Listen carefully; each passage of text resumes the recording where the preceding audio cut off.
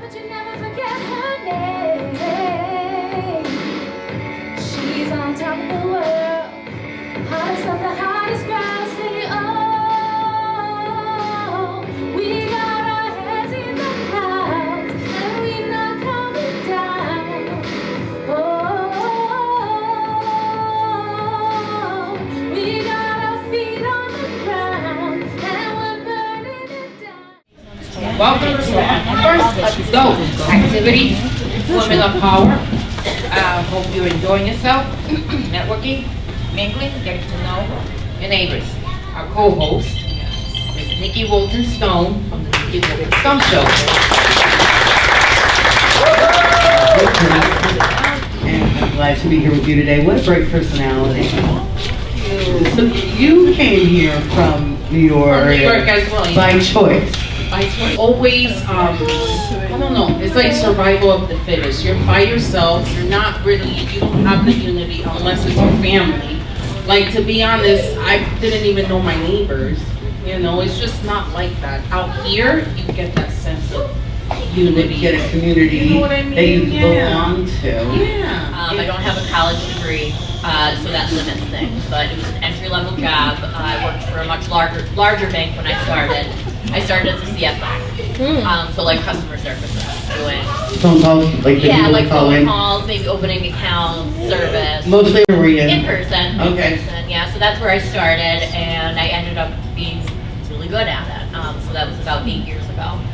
See, everybody thinks you need a college degree No. to do stuff, and I would have thought to be a bank manager that you would need a college degree. Yeah, so I've gotten this far without one, so we'll see how much farther I can go. But I kind of just worked every job and got the experience. So, you know, I was able to apply for the management jobs. I was an assistant for a long time and kind of just took the leap. Didn't know if I was ready, but I was brave and I did it. And some people, like, Yeah. when they get into positions, you feel like you're in a dead-end position, but a lot of times it's only a dead-end position if you make it that Yes, dead-end correct. position. Yes.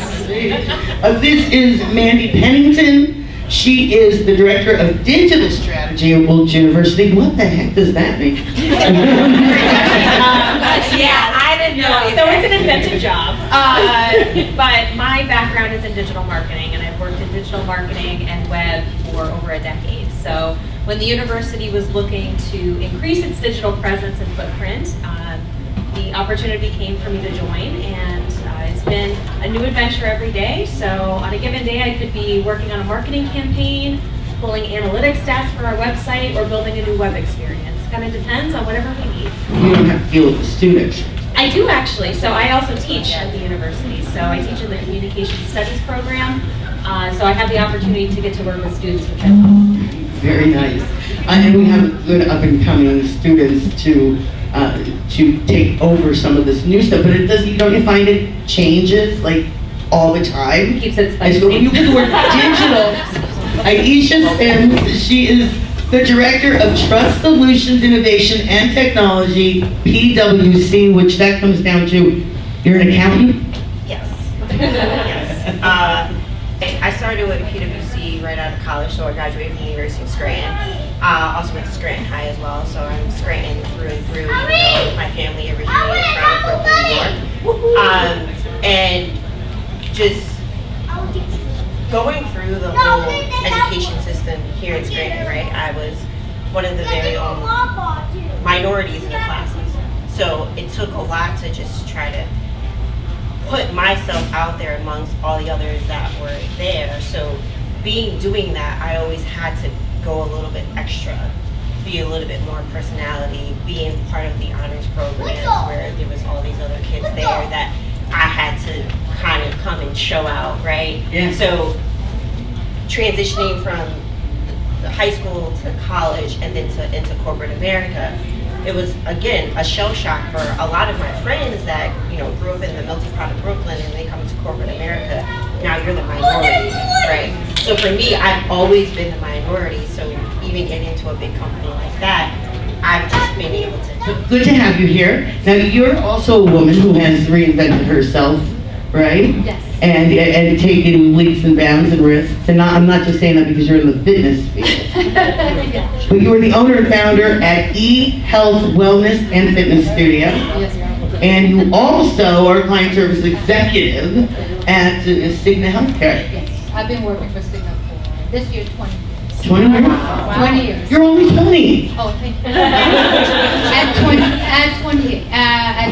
You, see, you gave your age away. You look very young. I say age is just a number. It's what It you is. feel inside, it's what you do, so.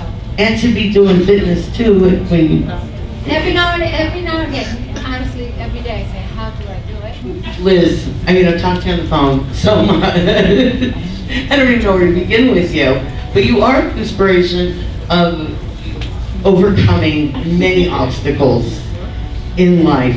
And to be with us today, you were just explaining to me earlier about being self-conscious, which I said, you know what? You're self-conscious not only about your husband, she's like, covering her mouth because of Bell's policy that affected her. And I said, I never even noticed that, I just thought that was part of your personality. But it is. It's like you're yourself, and being able to roll with that. But these are things that are hard to overcome, and you did it.